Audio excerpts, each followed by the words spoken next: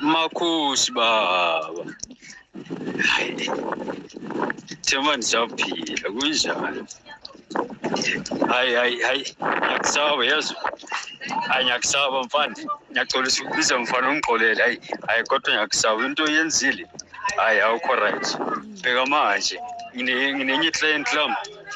Nginelinye client mhlawumbe ngiyalinceda nje insuku bilethe ufuna umsebenzi nani into zakhe ezibhalekile inyanga lo muntu le bengimnceda nani kanti namhlanje uthenge imoto uthi uzuyilanda kusasa uzokwalela uma sizokhoma ngicabanga bengizenza into lezi kula ngihlangananga nawe ngoba ngikwazanga nje nami wangilungisela nje ukuthi into zibi ngohlelo ngiyakusaba mfana